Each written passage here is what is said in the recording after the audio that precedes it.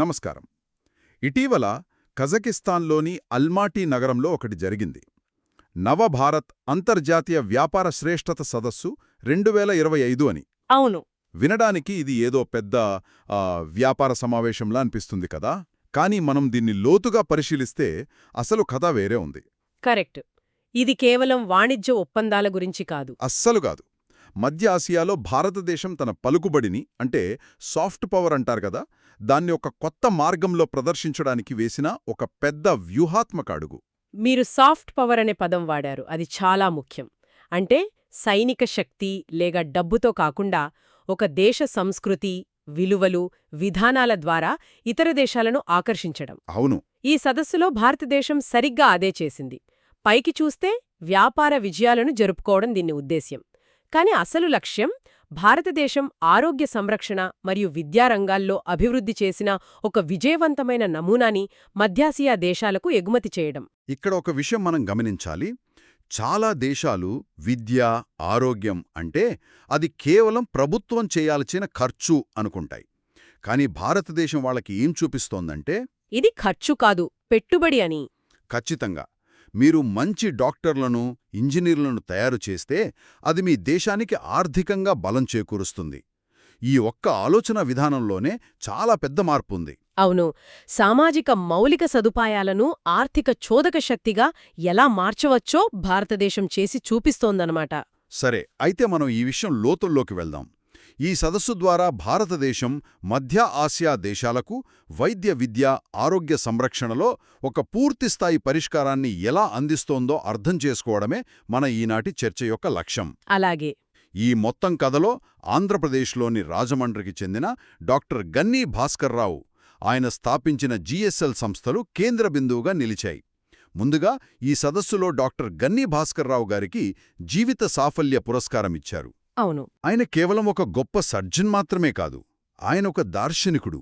అధిక నాణ్యతగల విద్యను, అందరికీ అందుబాటులో ఉండే వైద్యాన్ని కలిపి ఒక భారీ వ్యవస్థను నిర్మించాడు. ఇక్కడ జీఎస్ఎల్ నమూనాలోని ప్రత్యేకతను మనం అర్థం చేసుకోవాలి. వాళ్లు దీన్ని హైబ్రిడ్ మోడల్ అంటారు. ఓకే, హైబ్రిడ్ మోడల్ అంటే దీనిలో రెండు విభిన్నమైన అంశాలు కనిపిస్తాయి. ఒకవైపు అత్యంత ఆధునిక టెక్నాలజీపై భారీగా పెట్టుబడి పెట్టారు.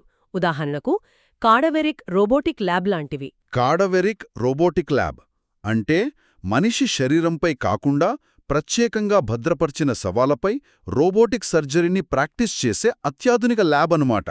ఖచ్చితంగా. ఇది ప్రపంచంలోనే అత్యుత్తమ ప్రమాణాలతో సమానం. ఇది ఒకవైపు. మరి రెండో వైపేముంది? రెండోవైపు అదే సమయంలో మొబైల్ మెడికల్ యూనిట్ల ద్వారా మారుమూల గ్రామాల్లోని ప్రజలకు కూడా వైద్యాన్ని అందిస్తున్నారు. వాళ్ల నినాదమేంటంటే అధిక సాంకేతికతతో కూడిన వైద్యాన్ని అందుబాటు ధరలో గ్రామీణ ప్రజల గడప వద్దకు తీసుకురావడం. వినడానికి చాలా బాగుంది. కానీ ఒక్క నిమిషం, ఈ రెండింటికీ దబ్బెక్కడ్నించొస్తోంది? హైటెక్ ల్యాబ్స్ చాలా ఖరీదైనవి కదా. అదే సమయంలో గ్రామాల్లో తక్కువ ధరకి వైద్యం అందించడం కూడా ఖర్చుతో కూడుకున్నది. ఇక్కడే అసలైన తెలివి ఉంది. పట్టణ ప్రాంతాల్లో డబ్బున్న వాళ్లకు అందించే సూపర్ స్పెషాలిటీ సేవల ద్వారా వచ్చిన లాభాలుంటాయి కదా. ఓకే. ఆ లాభాలను గ్రామీణ ప్రాంతాల్లోని సామాజిక సేవా కార్యక్రమాలకు మళ్లిస్తున్నారు. అంటే ఇది ప్రభుత్వ నిధులపై పూర్తిగా ఆధారపడని, తన కాళ్లపై తాను నిలబడగలిగే ఒక ఆర్థిక నమూనా అన్నమాట. ఇప్పుడర్థమైంది. అందుకే ఇది మధ్య ఆసియా దేశాలకు అంత ఆకర్షణీయంగా కనిపిస్తోంది. అవును. అంటే ఇది కేవలం హాస్పిటల్ కాదు, ఒక స్వయం సమృద్ధ పర్యావరణ వ్యవస్థ. మరి దీని స్వరూపమెలా ఉంటుంది? ఇది రాజమండ్రిలో ఉంది. 85 ఎకరాల పెద్ద క్యాంపస్, జీఎస్ఎల్ మెడికల్ కాలేజ్ మరియు జనరల్ హాస్పిటల్. దీనికి నేషనల్ మెడికల్ కమిషన్ అంటే ఎన్ఎంసీ గుర్తింపుంది. 85 ఎకరాల? అవును.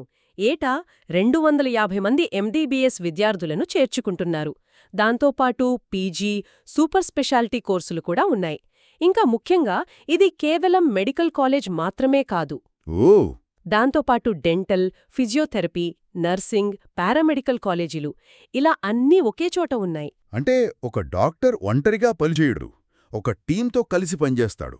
ఆ మొత్తం టీంను వీళ్లే ఒకే చోట తయారు చేస్తున్నారన్నమాట. ఇది చాలా తెలివైన ఆలోచన.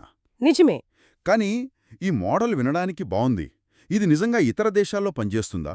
ఎందుకంటే భారతదేశంలో ఉన్న పరిస్థితులు, ప్రైవేట్ రంగం పాత్ర కజకిస్తాన్లో భిన్నంగా ఉండొచ్చు కదా. కేవలం కాపీ పేస్ట్ చేస్తే సరిపోతుందా? చాలా మంచి ప్రశ్న అడిగారు. సరిపోదు. అందుకే వాళ్ళు కేవలం భవనాలను ఎగుమతి చేయడం లేదు, దాని వెనుక ఉన్న ఆపరేటింగ్ సిస్టమ్ను కూడా ఎగుమతి చేస్తున్నారు. Operating system. అదే శిక్షణ. ఇక్కడే డాక్టర్ గన్నీ సందీప్ పాత్ర మొదలవుతుంది. సరే, రాజమండ్రిలో ఒక అద్భుతమైన వ్యవస్థను కట్టారు. బావుంది. కాని కథ ఇక్కడితో అయిపోలేదు. అసలు కథ ఇప్పుడే మొదలవుతుంది. అవును. ఈ మోడల్ను ఇతర దేశాలకు అమ్మాలంటే కేవలం బిల్డింగులు కడితే సరిపోదు. వాళ్లకు కావాల్సింది ప్రపంచస్థాయి డాక్టర్లు. మరి వాళ్లను ఎలా తయారు చేస్తారు? అక్కడే డాక్టర్ గన్నీ సందీప్ రంగప్రవేశం చేశారు. ఆయనకు సిమ్యులేషన్ ఆధారిత వైద్య శిక్షణలో అద్భుతమైన నైపుణ్యం కోసం ప్రత్యేక గుర్తింపు లభించింది. అవును. డాక్టర్ సందీప్ స్వయంగా సిమ్యులేషన్ను ఒక వంతెనతో పోల్చారు. అంటే పుస్తకాల్లో చదివిన దానికి, నిజంగా రోగికి చేసే చికిత్సకు మధ్య ఉన్న గ్యాప్ను కలిపే ఒక వంతెన అని. ఒక్క నిమిషం, సిమ్యులేషన్ అంటే సరిగ్గా ఏమిటి? సింపుల్గా చెప్పాలంటే, పైలట్లకు విమానం నడపడానికి శిక్షణ ఇచ్చేటప్పుడు వాళ్లను నేరుగా నిజమైన విమానంలో కూర్చోబెట్టరు కదా. పెట్టరు. ముందుగా ఒక ఫ్లైట్ సిమ్యులేటర్లో శిక్షణిస్తారు. ఖచ్చితంగా. అక్కడ తప్పులు చేసినా పర్వాలేదు, ఎవ్వరికీ ప్రమాదం ఉండదు. వైద్యరంగంలో కూడా ఇదే సూత్రం వర్తిస్తుంది. అర్థమైంది. ముఖ్యంగా లాపరోస్కోపీ లాంటి కీహోల్ సర్జరీలకు ఇది చాలా అవసరం. నేరుగా రోగులపై ప్రయోగించి నేర్చుకోవడం చాలా ప్రమాదకరం. అవును. సిమ్యులేషన్ అనేది విద్యార్థులకు, యువ సర్జన్లకు ఎలాంటి ప్రమాదం లేని వాతావరణంలో తమ నైపుణ్యాలను వందల సార్లు ప్రాక్టీస్ చేయడానికి అవకాశం కల్పిస్తుంది. ఇది నేరుగా రోగి భద్రతకు సంబంధించిన విషయం. ఈ విషయంలో జిఎస్ఎల్ స్మార్ట్ ల్యాబ్ చాలా కీలక పాత్ర పోషించినట్లుంది. అవునండి. డాక్టర్ సందీప్ నేతృత్వంలోని ఈ స్మార్ట్ ల్యాబ్ ఒక అంతర్జాతీయ స్థాయి శిక్షణా కేంద్రంగా మారింది. ఇక్కడ basic life support, advanced cardiac life support, అలాగే లాపరోస్కోపిక్ సర్జరీ టెక్నిక్స్ వంటి వాటిపై శిక్షణిస్తున్నారు. డాక్టర్ సందీప్ ప్రభావం కేవలం ఆ ల్యాబ్కే పరిమితం కాలేదని మన సోర్సెస్ చెబుతున్నాయి. ఆయన 2019లో ఒక టెడెక్స్ ప్రసంగం చేశారు. టెక్నాలజీ యుగంలో వైద్య శిక్షణ అనే అంశంపై. అవును. ఆ తరువాత అదే ఏడాది భారతదేశపు మొట్టమొదటి జాతీయ హెల్త్ కేర్ సిమ్యులేషన్ కాన్ఫరెన్స్ సిమ్యుల్కాన్ ఇండియాను నిర్వహించారు. దానికి 1500 మందికి పైగా హాజరయ్యారంటే దాని ప్రాముఖ్యత మనం అర్థం చేసుకోవచ్చు. అంతమంది హాజరయ్యారా? ఆ సిమ్యుల్కాన్ సదస్సు యొక్క అతి పెద్ద, శాశ్వతమైన ఫలితమొకటుంది. అదేంటి? Society for health care simulation అంటే SHS అనే సంస్థను స్థాపించడం.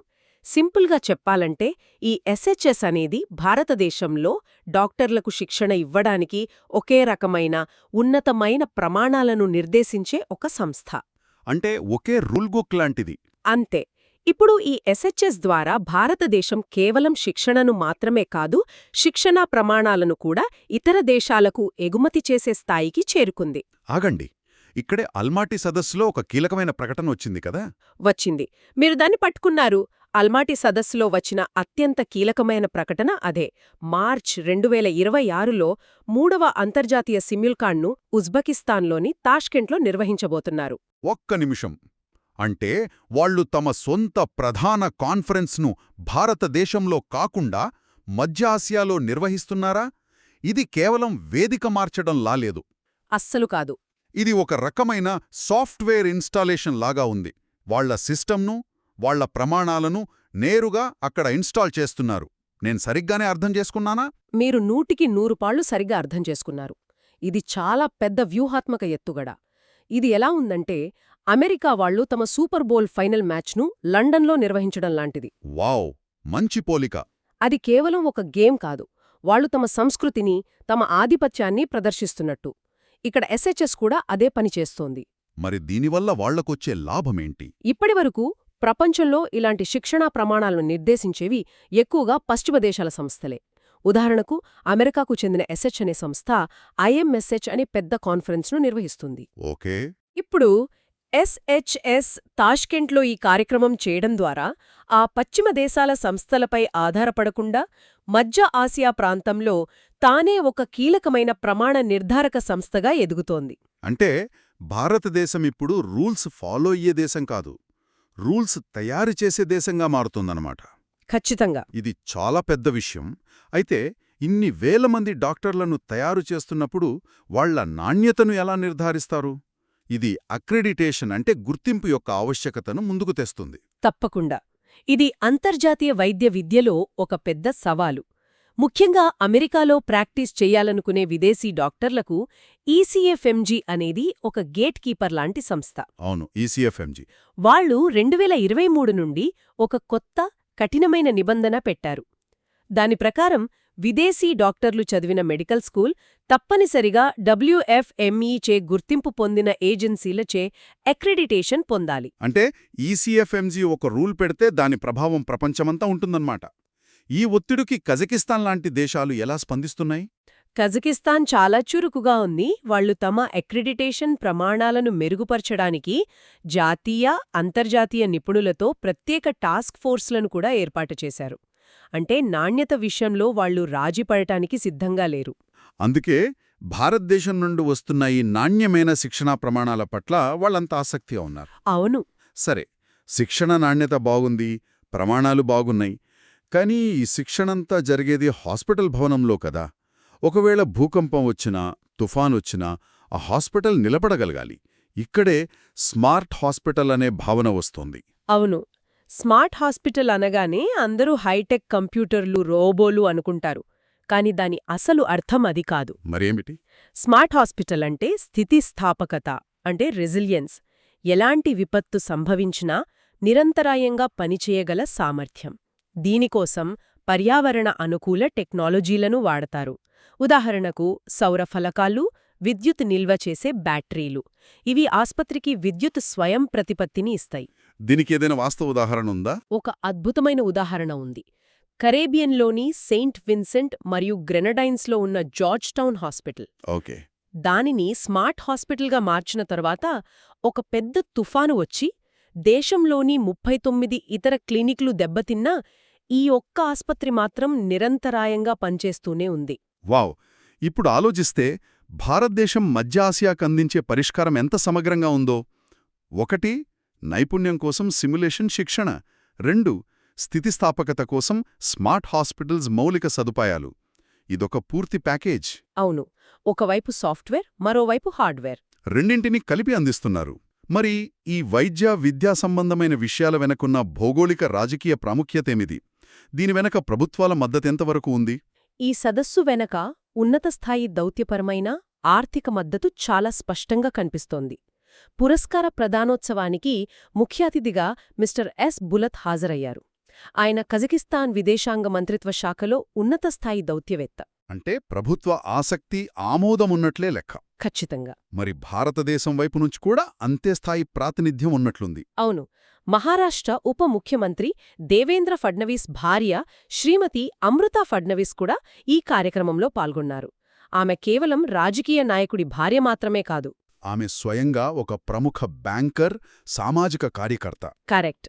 ఆమె హాజరు ఈ ప్రాజెక్టులకు ఆర్థిక మరియు రాజకీయ కేంద్రాల నుండి బలమైన మద్దతు ఉందని సూచిస్తుంది. ఇది ఆషామాషీగా జరుగుతున్న విషయం కాదు. అంటే ఇది కొత్తగా మొదలైన సంబంధం కాదనమాట. దీనికొక నేపథ్యం ఉందా? ఖచ్చితంగా ఉంది. గత కొన్నేళ్లుగా మెడికల్ వాల్యూ టూరిజం పేరుతో కజకిస్తాన్ నుండి చాలా మంది రోగులు చికిత్స కోసం భారతదేశానికి వస్తున్నారు. అంతేకాదు, కజకిస్తాన్ నేషనల్ మెడికల్ యూనివర్సిటీ అంటే కాజన్ NMU భారతదేశంలో తమ ప్రతినిధి కార్యాలయాన్ని కూడా ఏర్పాటు చేసింది. ఓహో, అలాగా. ప్రాజెక్టులకు పునాది వేసిందన్నమాట. సరే, ఈ మొత్తం విశ్లేషణను ఒక్కసారిగా చూస్తే భారతదేశం మధ్య ఆసియాకు కేవలం డాక్టర్లను లేదా హాస్పిటల్ బిల్డింగులను ఎగుమతి చేయడం లేదు. ఒక పూర్తిస్థాయి ఆరోగ్య సంరక్షణ పరిష్కారాన్ని అందిస్తోంది. దానిలో 3 ప్రధాన భాగాలున్నాయి.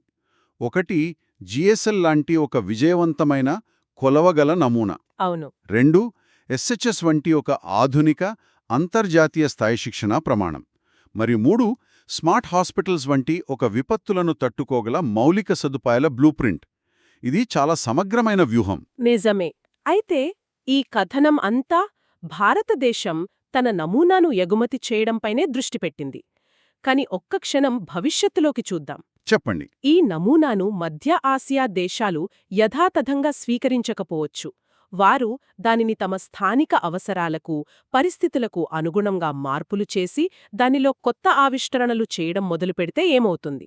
ఆసక్తికరమైన ఆలోచన. అంటే భవిష్యత్తులో ఈ దేశాలు తమ సొంత ప్రత్యేకమైన ఆరోగ్య సంరక్షణ పరిష్కారాలను అభివృద్ధి చేసి వాటిని తిరిగి ఇతర ప్రాంతాలకు, బహుశా భారతదేశానికి కూడా ఎగుమతి చేసే అవకాశం ఉందా? జ్ఞానం, సాంకేతికత ఎప్పుడూ ఒకే దిశలో ప్రయాణించవు. ఈరోజు భారతదేశం గురువు పాత్ర పోషిస్తోంది. కాని రేపు అదే శిష్యుల నుండి మనం కొత్త పాఠాలు నేర్చుకోవచ్చేమో. ఇది ఆలోచించాల్సిన విషయం.